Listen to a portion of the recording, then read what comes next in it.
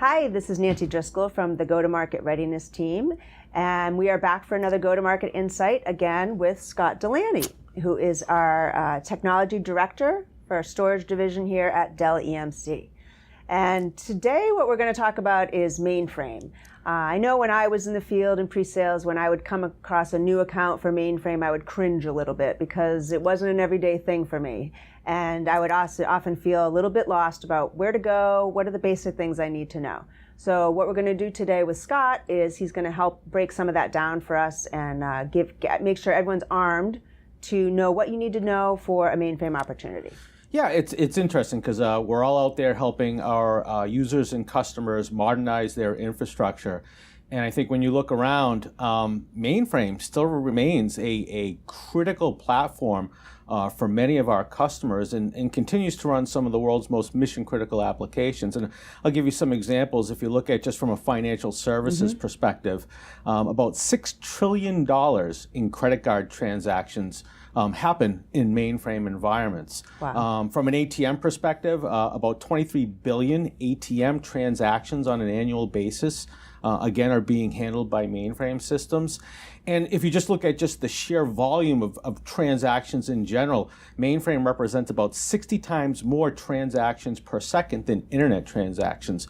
So Wow. It just goes to show you that there still is a significant presence for mainframe out there, and it's still an area that Dell EMC continues to focus in on. 3 decades ago, I mean, that's really where EMC came from in terms of where the company started off from a storage perspective. And it's an area that we've always continued to invest in. Matter of fact, if you look over the course of the last 3 or so decades, we've literally invested billions and billions of dollars into this market.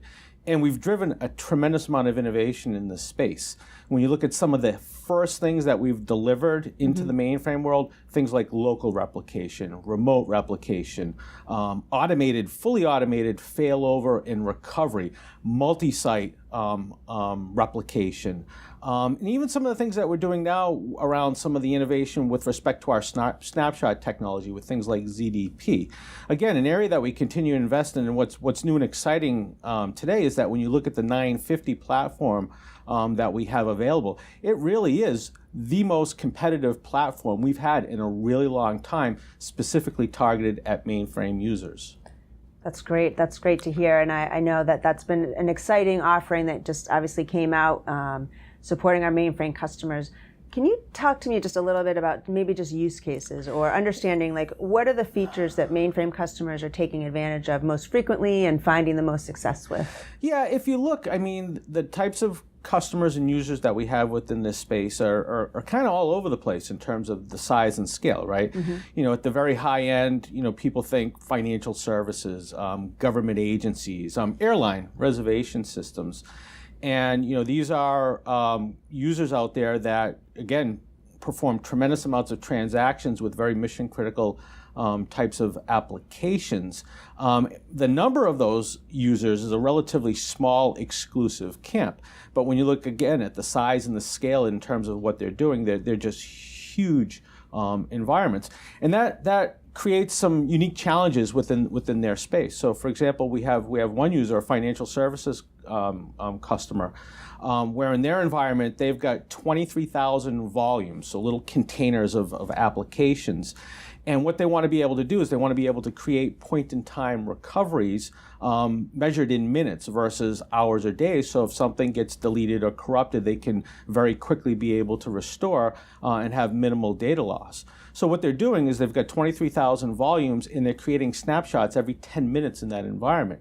When you do the math, that means that they're making 3.3 million copies every day. Wow. So if you think of the type of infrastructure that you need in place to be able to support that, you really need high-end technology, you really need super sophisticated software, you need a lot of automation in place to be able to help manage environments that are at that scale.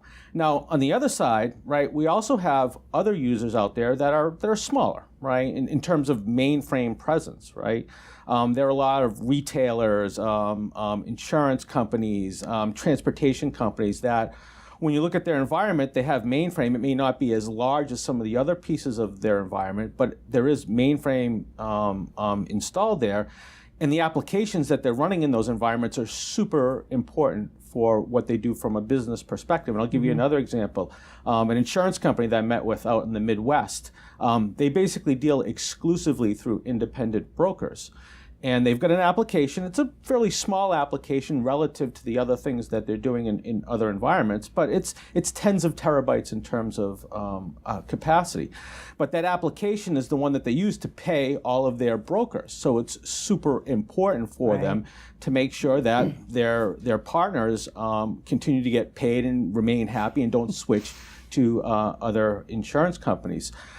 So again, kind of really important for them to be able to do that, but because of the size of the environment, it doesn't necessarily make sense for them to take that mainframe and split it off as a separate storage system. Right. So the fact that we can consolidate, we can take mainframe, we can mix in open systems and combine those into a single shared platform, that's a very attractive capability for those types of users. And again, when you look around, you'd be surprised at some of the mainframes applications that are still running, even in some of these smaller users, smaller customers, that you wouldn't think that would be there. You touched briefly on the 950, and as we wrap up here, I'd like to just take a minute and talk about how the 950 is so well poised to be just a tremendous offering for mainframe customers. Well, it really is, because I think the engineering guys did an amazing job getting this platform ready and being so competitive in the mainframe space. You know, some of the things that we've done, well, first off, it's an all-flash array. Right, so you're looking at performance, you're looking at ultra low latency, and one of the things that's interesting is that in the mainframe space, from a performance perspective, it is all about latency. So the ability to deliver consistent, predictable, sub-millisecond response times for those applications is just incredibly important. But some of the other things on the controller, the director side, when you look at the cores and the number of cores and just some of the things that we've done on the Z bricks, which are the mainframe flavored V bricks, we're able to get really, really good FICON performance. FICON is the connectivity option that we use in the mainframe space. It's a different protocol, but it runs over fiber channel, right? So traditional fiber channel fabrics. But through some of the things that they've done in terms of the horsepower on the hardware, as well as some of the additional work that they've done around the software and the code to integrate into that mainframe channel connection, we're seeing excellent performance. Matter of fact, one of the big things that we're seeing is that comparing to an older system, right, when we would do a configuration, in terms of being able to hit a certain performance number from the front end of the system, we would require additional engines, additional Z bricks to hit a certain level of performance. With the newer hardware, we can radically reduce the amount of infrastructure required to be able to deliver that same performance. So that's really good, because now I can get more performance, less hardware at a lower cost. So that's really attractive in doing that. Some of the other things that we've done, again, around the innovation front, the ZDP functionality, right? Think of it as kind of the DVR for your mainframe applications, right? Where now if something happens, I can roll back to an earlier point in time and restart a workload in a very simple, automated way that scales incredibly high, right? That is really kind of the unique sort of killer feature, if you would, from a VMAX perspective in the mainframe space, because there is no other comparable offering that does it, works the same way, provides the same level of efficiency and performance that we're able to get out of ZDP. So that's a great discussion to have, because I think, again, given the types of applications that are running in the mainframe world, the ability to provide a better RPO and RTO for those workloads is going to be really attractive for these users. And kind of the real final thing for this is just the simplification of the platform, right? All flash, so easy to manage, single tier, right? Great, consistent, predictable performance. The automation and just the simplification of the overall management and interface for that environment. But there's also the simplification around kind of the packaging of the system, right? So first off, we've got a much smaller starting point for the system. We can start off at 11 terabytes, right? And that's, again, being able to mix open systems and mainframe in the system. So your starting point is more attractive and better right-sized for some of those smaller environments out there that just have a little pocket of mainframe applications that they're supporting. But the other simplifications around the software packaging with the ZF and ZFX packages.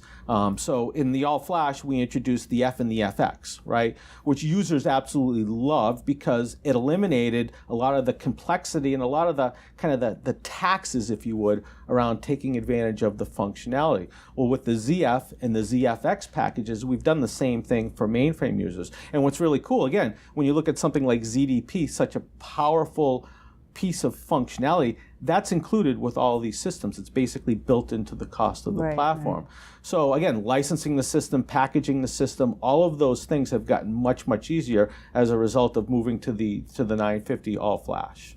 That's great. That's great. So first of all, I just wanted to say thank you so much for doing this and helping us sort of demystify the mainframe sale. You know, I highly encourage people to go to the new Product Enablement Center.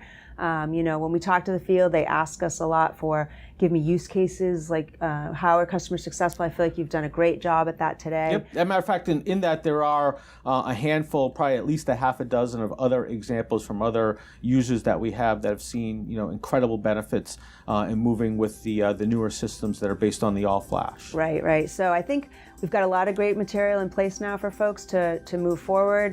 There's definitely a lot of opportunity out there. So I think this has been great, and I hope folks find this helpful, and good luck selling in the mainframe world. Thanks.